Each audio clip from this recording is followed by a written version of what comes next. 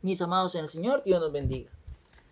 En esta oportunidad debemos hablar de qué es o quiénes son la bestia. Y para ello primero tenemos que ir al libro del Génesis, capítulo 1, versículo 24, donde se originó por primera vez la palabra bestia. Dice el versículo 24 del capítulo 1 del libro del Génesis.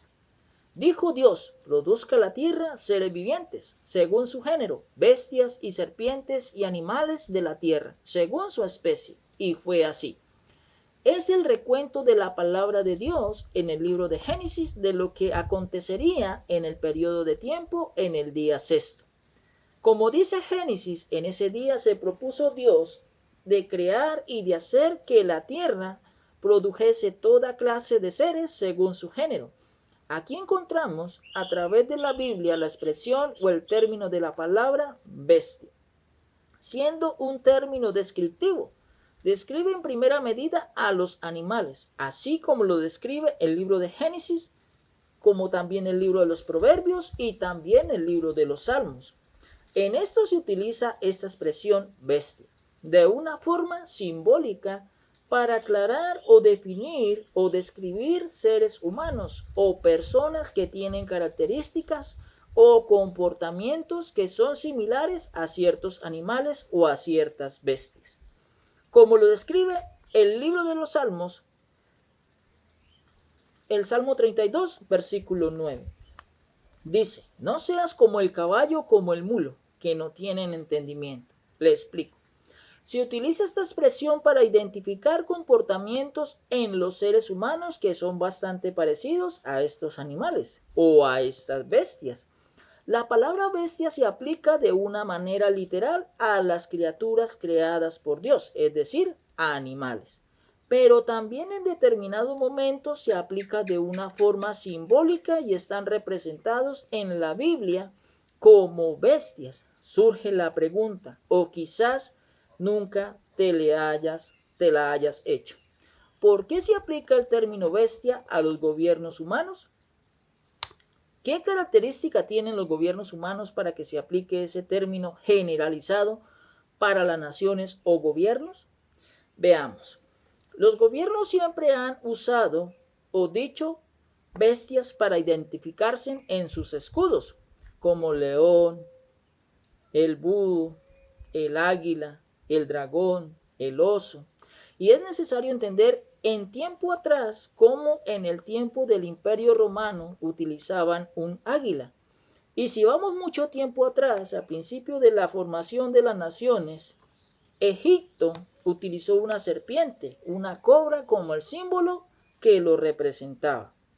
Así entendemos, de una forma simbólica, la Biblia utiliza la palabra bestia para referirse a los gobiernos humanos, porque tradicionalmente la humanidad, los pueblos y las naciones han tomado como símbolos imágenes o representaciones de animales salvajes o bestias.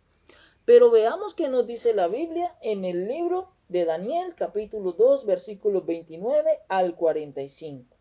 En estos versos encontramos el sueño del rey Nabucodonosor, que le perturbó, pero que olvidó el sueño, pero sabía que había soñado, y nadie podía interpretar ese sueño, porque el rey no lo podía contar, por no recordarlo.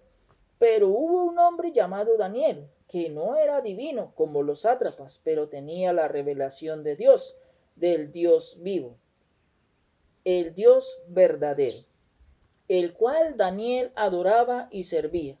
Y Dios estaba con Daniel. Y este Daniel va ante el rey y le dice que no hay nadie quien pueda revelar tu sueño, sino solo Dios. Le dice, tú olvidaste tu sueño, pero he recibido por la misericordia de este Dios por el cual sirvo, he recibido tanto el sueño como tanto su interpretación, y esto ya era algo evidentemente milagroso. El rey Nabucodonosor atiende a la voz de Daniel y le escucha y le cuenta el sueño.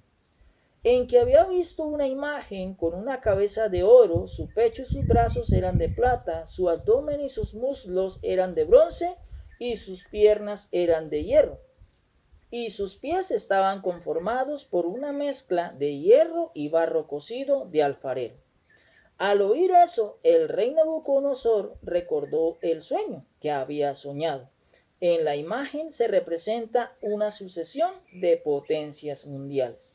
Partiendo desde Babilonia, es decir, habría una sucesión de gobiernos mundiales que tomarían el poder sobre la humanidad y la tierra hasta que apareciera Jesucristo y los destruyera en su segunda venida, y en su lugar colocaría el reino de Dios, pero quedó hasta el fin del tiempo. Es necesario buscar en el mismo libro de Daniel una conexión entre la imagen de Nabucodonosor, que no se nombran bestias, sino se nombran partes de la imagen, y se nombran gobiernos, sucesiones de potencias mundiales, pero no se utiliza la palabra bestia. Pero ¿cómo podemos llegar a entender en que las bestias son gobiernos y se refieren a esta sucesión de potencias mundiales? Para eso tenemos que ir al libro de Daniel, capítulo 7 y capítulo 8. La palabra bestia se le aplica a toda clase de animal, sea terrestre, sea mamífero, sean aves, estos son bestias. Y la palabra de Dios en Génesis capítulo 1, versículo 24, así lo dice. ¿Cómo llegó a ser parte la palabra bestia en los gobiernos de una forma simbólica?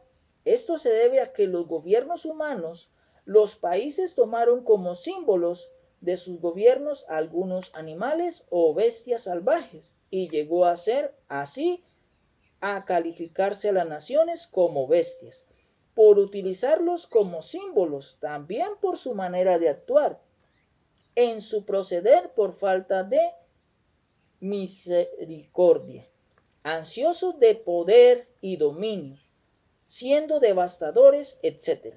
Encontramos estas características con las bestias salvajes, como el león, el leopardo y el oso, como se ven en Daniel capítulo 7 y capítulo 8. Dice que Daniel miraba en una visión de la noche, los 4 vientos del cielo combatían en el gran mar, y 4 bestias grandes diferentes de una de la otra que subían del mar. Y aquí hay unos símbolos que tenemos que interpretar. Lo primero son los 4 vientos. Esto quiere decir universalidad, el oriente, el occidente, el norte y el sur.